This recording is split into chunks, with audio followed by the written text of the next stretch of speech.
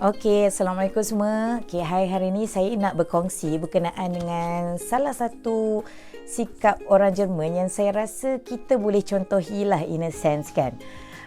Iaitu bagi salam. Pelik kan? Maksudnya macam adakah orang Jerman ni suka bagi salam? Yes, it is. Dia orang bukanlah suka bagi salam macam Assalamualaikum, Waalaikumsalam tu kan, tapi salam cara dia orang lah. Okey, antara perkataan yang digunakan untuk memberi salam adalah halo.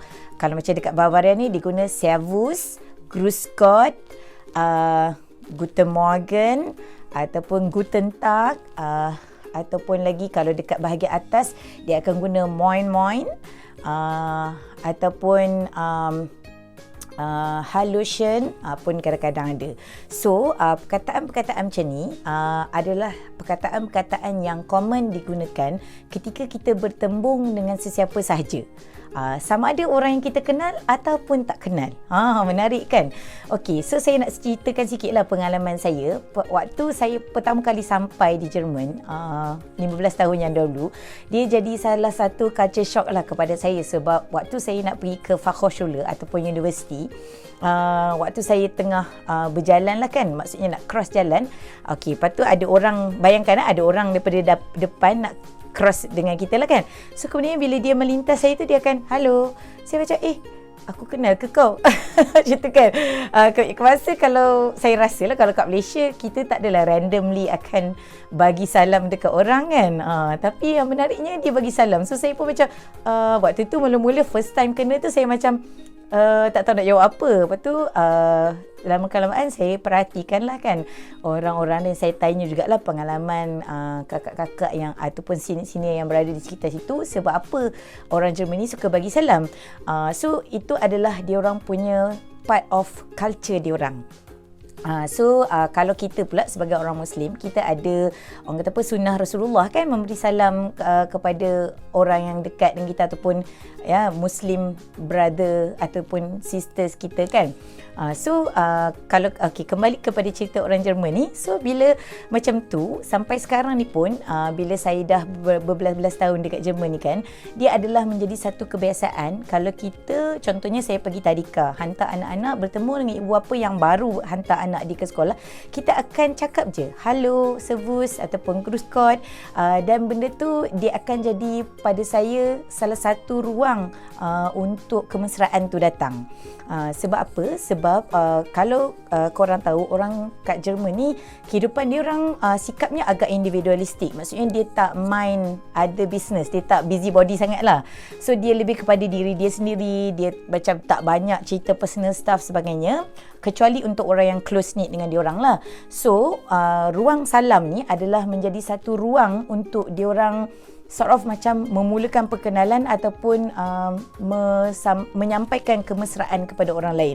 Especially kalau macam saya totally different lah kan, dengan pakaiannya, dengan kulitnya, dengan accentnya dan sebagainya kan. So totally berbeza. So macam mana dia orang nak memulakan untuk menyampaikan kemesraan tu, despite of culture hidup dia orang yang quite individualistic ni, adalah dengan salam tu lah.